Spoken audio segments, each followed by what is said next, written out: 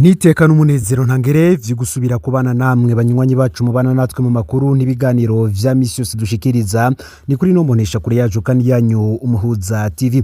Numwanya tugiye kubageza ko amakuru biriko biravugwa bigezwe ko ngaha mu gihugu c'u Burundi. Akaba ari amakuru tuza kugaruka kuri vyinshi biriko biravugwa hirya no hino mu gihugu, ari kanini tukaza kugaruka ku biriko biravugwa mu gisata ca politike.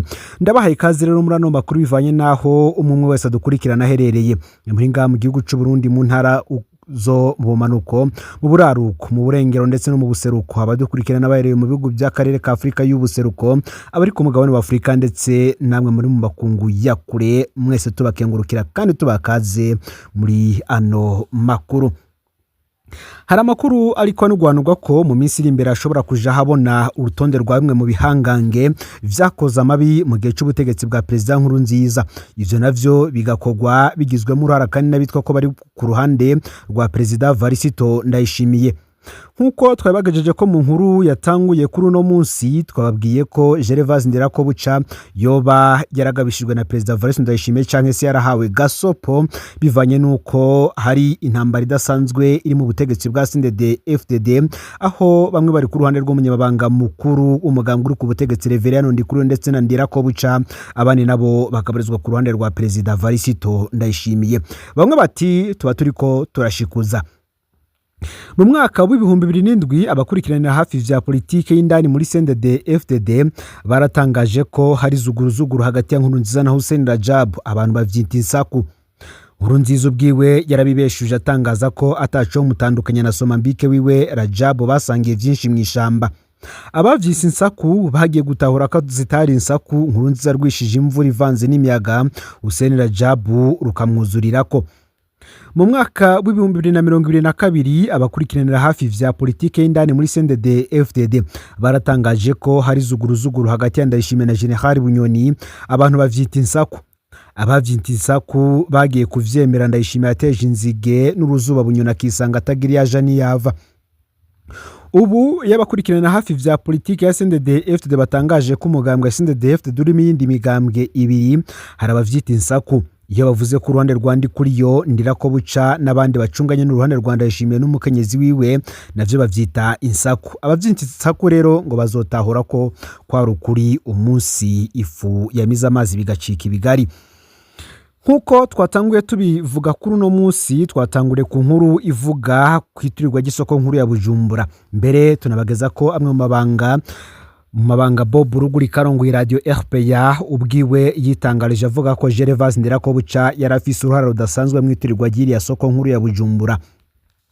Tukabibutsa ko abagize uruhara bose canke se bahawe akazi ko guturira isoko inkuru ya Bujumbura mu mwaka w'ibihumbi 2013 benshi bamaze kuzimanganirizwa ubuzima. Hakaza rero vyinshi mu majambo yagiye aratangazwa n'umukuru w'igihugu. Ni mu gihe umukuru w'igihugu bwiwe yigeze gutangaza ko hari abamugwandiza indani mu butegetsi ariko akavuga ko bagomba kuguma kuko bazohangana. Mu minsi iheze rero nibwo Ndayishimiye yabazwa n'umumenyesha makuru k'isoko nkuru ya Bujumbura turiwe nabo yisabirirwa barahigira Burundi. Umukuru w'igihugu ntiyashoboye gutomora abaribo ariko bigashoboka ko yashatse kuvyegeka ko bari batavuga rumwe na leta y'u Burundi mu mwaka w'ibihumbi 2013. Uko niko vyibazwa cane ku ruhande rw'abatavuga rumwe na leta. Ariko kandi suko kuko Bob Rugurika yarabivuze. Ku matohoza yakozwe byaranurwanuzwe ko inyuma y'iturirwa gisoko nkuru ya Bujumbura hari abantu benshi bagizwe n'umunyamahanga bari bajejwe umutekano w'isoko hamwe n'abandi bishwe n'iperereza ry'u Burundi SNL kugira ngo ntibazohave bavuga ivyo bazi ku cateye uwo muriro. Bamwe bati none ko Ndayishimiye yavuze ko isoko yaturiwe n'abahigira Burundi bikabiboneka ko abayituriye bagumye bakingiwe n'ubutegetsi bwa CNDD-FDD ubwo koko barabatavuga rumwe na CNDD-FDD canke barabagumye bangabo nyine ubwabo bikoze mu nda. Abandi bakibaza bati ese byagenze gutenga iperereza SNL rya Nkurunziza ryari rirongowe na leta na General Adolphe Nshimirimana rifukafuke akabi kakozwe n'abatavuga rumwe n'ubutegetsi. Kandundura ico gihe haramenyekanye intwazangabo Major Jean Bosco Nsabimana batazira Maregosi yoba ari we yashize mu ngiro igikorwa cyo kudomeka irya soko nkuru ya Bujumbura. Iyo ntwazangabo yoba ari yagiye gutega ibiturika mu gisenge c'isoko habeshwe ko igiye gusanura amaradiyo yakwiragiza amajwi mu isoko. Bikanugwanwa ko iyo ntwazangabo yoba yahavuye ihabwa ishano iriko isangira n'abajenerali. Major Maregosi yavuye yicwa rero anizwe mu gihe yarasanzwe ari ku musego mu bitaro i Nairobi muri Kenya. Ivyuko Maregosi ari we yaturiye isoko niwe nyene yari yaravyemereye ubwiwe. Igihari nuko atari yagatangaza abamutumye. Niho rero hadutse urukururukuru benshi batangura kwibaza ibibazo bitandukanye bati none vyagenze gute ngo ubutegetsi bunige Major Maregosi aho kumushira imbere y'ubutungane kugira ngo avuge izo nkozi z'ikibi zari zamutumye kugira ngo bahanirwe hamwe. Nkuko twabagajije ko hari amajambo yatangajwe na Bob Ruguri karongoye radio RPA avuga kuri ibi vyiturirwa gisoko nkuru ya Bujumbura, ndetse kandi benshi mu babigezemo uruhara bakaba bari bihangange ku butegetsi bw'umuhisi Petero Nkurunziza. Ni mu gihe kandi mu mwaka w'2022 hari kugenekerezwa 18 Rusama nibwo President Evariste Ndayishimiye yararongoye n'amashikiranganje agatangaza ko bize umugambi wo kubaka ikigo c'ubudandaji cyangwa se centre commercial aho zisoko nkuru ya Bujumbura. Benshi mu bo muri imyaka cyane gutangura ku bavutse mu mwaka w'2015 iyo tuvuze ivyitirirwa isoko nkuru ya Bujumbura ntibamenye ivyo ari vyo. Hari abanywanyi rero badusavye kubibabwira ko hari mu gitondo cyo kwigenekerezwa 27/0 umwaka w'2013 aho hadukumuriro mu isoko nkuru ya Bujumbura. Mu gisagara ca Bujumbura hari ikiduga kimwe gusa gikomeye muri bimwe bijejwe kuzimya umucanwa. Mu gihe aho gisanzwe kibikata n'iminota 7 yohera kugira gishike ku isoko haraciye hafi amasaha 2 isoko rishico kiduga kitaraboneka. Ikinyamakuru Iwacu canditse ko ico gihe cyariko kivomera amashugwe na gazoni vyumwe muri baba generali b'ibihangange vya CNDD FDD mu Gasekebuye. Bamwe bavuga ko aho hantu ho bari kwa General Arengiyome Bunyoni yari umushikiranganje w'umutekano uwo mwaka. Gutyo rero isoko yarahira tokombera tagitabara. Ubwoba bw'umunsi kwari uko umucanwa bashobora gutandukira inzu zegereye isoko maze n'igisagara ca Bujumbura cyose kigava gifatwa. Igihugu cy'u Rwanda nico carungitse indege y'akajugujugu yafashije kuzimya kugira ngo umucanwa ntutandukire izindi nyubakwa. Ivyo nonekaye ni vyinshi cyane. Ibidandazwa biciye miliyaridi 68 vyarahononekariye. Amherangana ni miliyaridi 7 yarazimanganiriye hatibagiwe kana amamiliyaridi 20 y'ingurane hazimanganiriye. Abantu bashika ibihumbi 7 bakorera muri iryo soko baratakaje akazi. Abahinga mu vy'ubutunzi bakavuga ko ica gatanu c'ubutunzi bw'u Burundi ico gihe cahitanywe n'uwo muriro. Muti rero amatohoza y'ico gihe yashitse kuki? Nkuko vyama bikogwa nta matohoza vy'ukuri yabayeho. Aho kwitwararika ibijanye n'umuriro nyezina yo wazananye n'abakoze amakosa, umugujejwe amatohoza witwararitse kuraba ivy'ubutunzi bw'isoko ingene vyari bitunganijwe. Ni na hano rero havuye ipfungwa ry'umukuru w'igisagara ca Bujumbura w'ico gihe Maître Vurari Giswaswa be n'abarongozi b'ishiramwe Sojemak ryaraba iyo soko. Uwo mugwi wavuze ko umuriro wavuye ku ibateri yahiye mu kibanza cyo kudandaza nimero 4 cyo kwa Vedaste Gasana cari hagati mu isoko, ariko ntiberekanye uko babimenye. Umugwi waravuze ko iteba rya kizimyamwoto ryo ryatumye umuriro urandagata, ariko abajejwe kizimyamwoto ntibigeze batumwa ko canke ngo bakurikiranwe. Aha two kwibutsa ayandi masoko menshi cyane yahiye imbere n'inyuma y'isoko nkuru ya Bujumbura. Kamenge aho yashirya mbere, Ngozi inshuro 2, Kayanza, Mabanda, Kayogoro, Gitega, Jabe, Mwaro n'izindi nyinshi zose ico zihurira ko ariko ngo nuko zakunda gusha ku munsi w'Imana hose n'amatohoza nyezina yakozwe. Buke isoko yarayihiye rero umushikiranganje w'intwaro yo hagati mu gihugu mu nama ikomeye ya leta yavugiye mu nama ikomeye ya leta ko hari umugambi ukomeye wo kubaka isoko ya kijambere. Ntigeze havugwa ivyo gusanura isoko, bikaboneka ko umengo vyari vyitezwe ivyo gusha ku isoko. Munyuma umushikiranganje Edouard Nduwimana yatangaje ko gusha ku isoko nkuru ya Bujumbura wari umugambi w'Imana kugira ngo hoba ku isoko ya kijambere. Imyaka 13 irarumanya atagikozwe. mu ndwi imwe gusa inyuma y'uwo muriro umunyapakistani Aliso Muji yararashwe mu mangazini yiwe yitwa Tronika yari kuri Avenue de la Mission i Bujumbura. Yahamagawe ku telefone ku munsi w'Imana inyuma y'umutaga n'abantu batamenyekanye bavuga ko baje kumuriha, ahageze yaciye yicwa. Aliso Muji avuga ko ari we yoba yarazanye ifu canke se poudre yakoreshejwe mu guturira isoko nkuru ya Bujumbura. Nkuko vyama nta matoza yakozwe kuri iryo gandagurwa. Bamwe mu bagenzi ba Aliso Muji barahamagawe mu iperereza mu ntumbero yo kumviriza ko hari amabanga yoba yarabasigaranye. Haravuzwe kandi ko hari abanyezamu bahora bararira isoko ya Bujumbura aho baragandaguye kugira ngo ntibazigere bavuga ivyo babonye, aho hose nta matohoza yakozwe. Iyi ni nkuru itangaje yakurikiye yabaye urupfu rubabaje rwa Major Jean Bosco Nsabimana batazira Maregosi rwabaye no Nairobi muri Kenya muri rusama mwaka wa 2013. Aho hari nyuma y'amezi ane gusa isoko ihiye. Intwazangabo mu iperereza ry'u Burundi yari yahungutse muri Kigarama mu mwaka wa 2012 itumwe ko na General Adolphe Nshimiyimana yatwara iperereza mu gihugu. Imbere yo gupfa Maregosi baravuze mu ibanga ko ari we yashize ibisasu mu rusenge toiture y'isoko aho iperereza ryoba ryabeshe ko aje gusanura ivyuma vyatanga amajwi mu isoko. Inyuma rero gato Maregosi yavuze ko yagaburiwe ishano ariko asangira na bamwe muri baba generali. Yagiye muri Kenya yitwa ko arungiswe kwivuza, ahageze aratangara userukira Burundi Ambassadeur Ezekiel Nibigera yanse kumwakira ngo ntamuzi. Ivyatevye Maregosi yaguye mu bitari nyuma y'umunsi umwe gusa avyinjiye. Amasoko yacu akemeza ko yoba yarapfuye anizwe. Kubaka gutura isoko nkuru ya Bujumbura ico gihe cyabaye ikimenyetso gikomeye ko ubutegetsi ataco butokubaka gukora.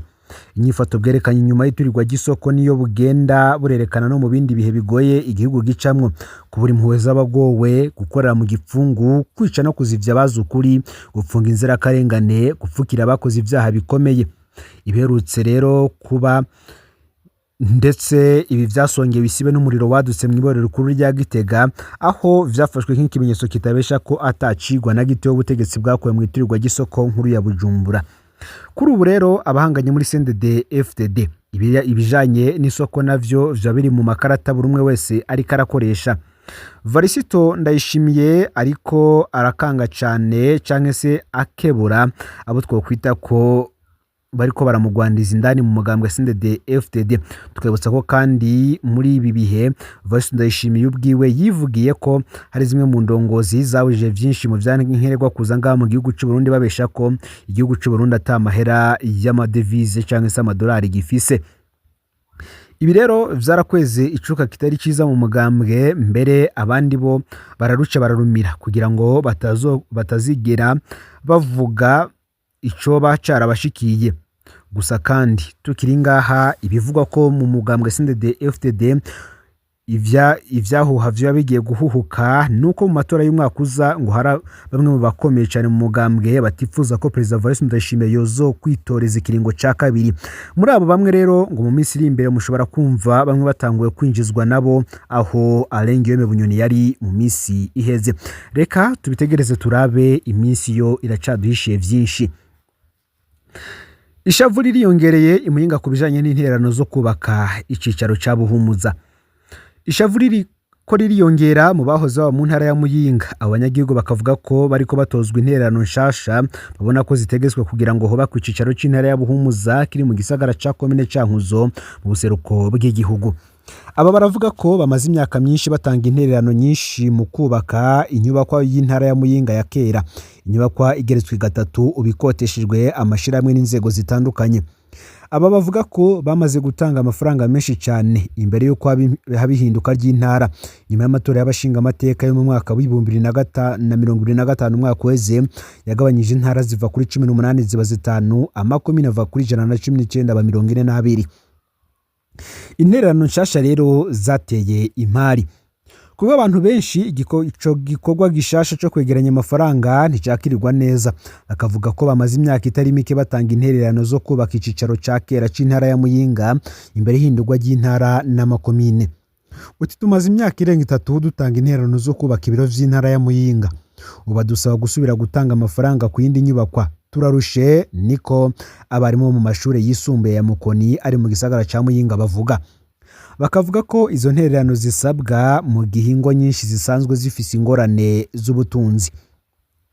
Kubw'intahe zegeranijwe na SOS Medias Burundi, izo ntererano ziraba abantu batandukanye. Abakozi ba leta basabwa gutanga nibura amafaranga 10,000 vy'amarundi buri gice c'umwaka, mu gihe bari mu bibanza bahawe n'itegeko canke n'itegeko ry'umukuru w'igihugu basabwa gutanga amafaranga 30,000 vy'amarundi canke arenga.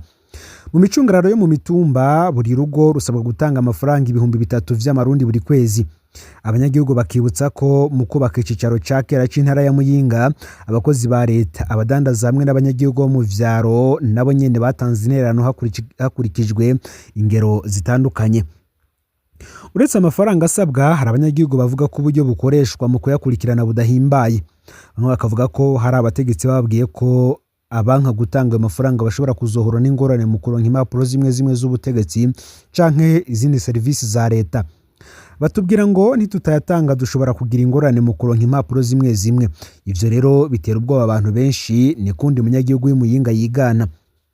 Ishavu ntirigarukira ku banyagihugu gusa, kuko hari n'abashinga amateka bo mu karere ka Muyinga bavuga ko amafaranga basabwe atabereye.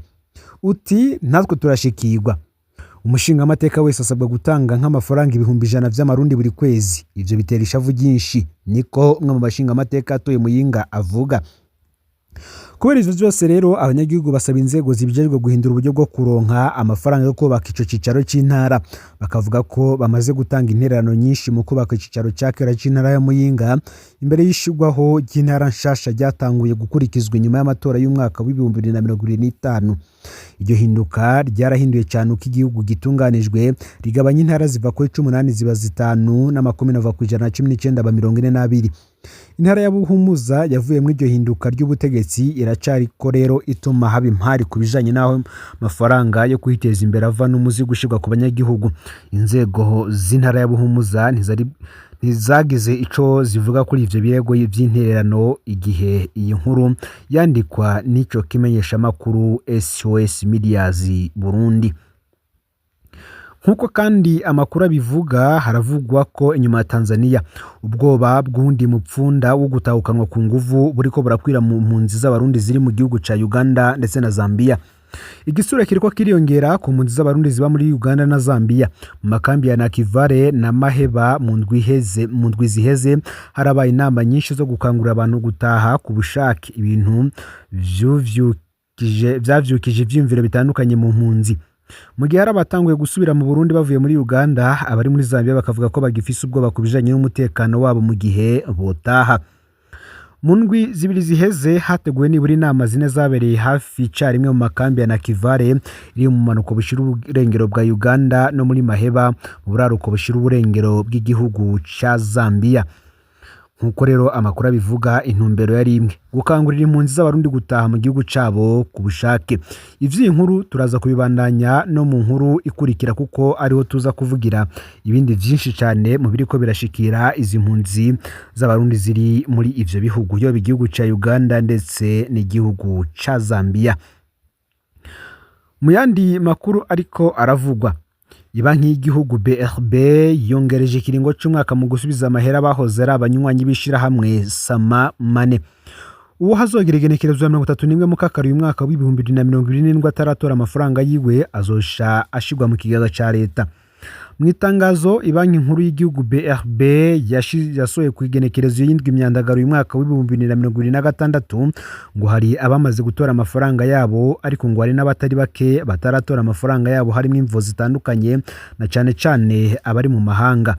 Abegwa n'iryo tangazo rero ngo bo kwitura icicaro gikuru c'iyo banki canke amashami yayo ari hagati mu gisagara, hagati mu gihugu. Nayo mu bisabwa boza bibangikanije n'ikarata karanga muntu yabo na fotokopi yayo, bakaba kandi bakigwa mu misi ya mbere n'iya gatatu guhera isaha 3 gushika isaha 6 no kuva isaha 8 gushika isaha 11. Tubitse ko ishiramwe Sama Mane ryahagaritse ibikorwa vyaryo mu Burundi kwigenekerezo ya 4 Munyonyo umwaka w'2024. Mu yandi makuru ariko aravugwa, hari ibiko biravugwa bigezweko.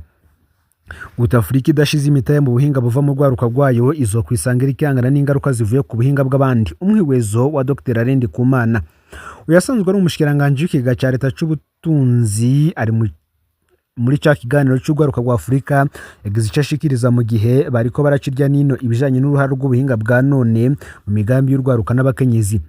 Abavuga ku bijanye no gushira imitahe muri ubwo buhinga bugezweho, hamwe Ndikumana abona ko nka AI itapfuye kuzuko, ahubwo ko abayikoze bafise ibintu vyabo bwite bashaka gushikako.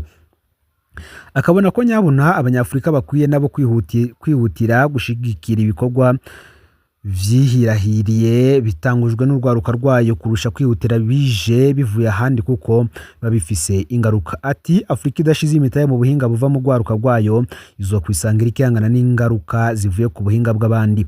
Naho biruko Ndikumana ntakana ku buhinga bwa none na AI akabijya kandi ko ari ubwo gushigikirwa, ariko akamenyesha ko n'abantu bakwiye kwibaza igituma bwaje.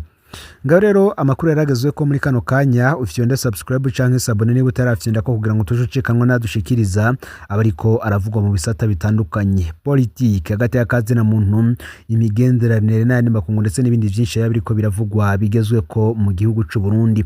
Hari byinshi turiko tubatohoreza cane ku bitangwe kuvuga kwihangana riri mu mugambwe CNDD FDD, aho impande zibiri zoba zatanguye gusekana. No kuvuga uruhande ruhagarariwe na President Evariste Ndayishimiye ndetse n'urundi ruhande rurimo ibihangange muri uyu mugambwe nka Reverend Ndikuriyo, Gervais Ndirakobuca, Prime Niyongabo ndetse n'abandi benshi batandukanye bava mu mihingo itandukanye y'igihugu ndetse no mu bisata nka politiki, umutekano ndetse n'umugambwe. N'umuhuza TV rero Imana ibahezagira amakuru n'ibiganiro vyacu vyo birabandanya.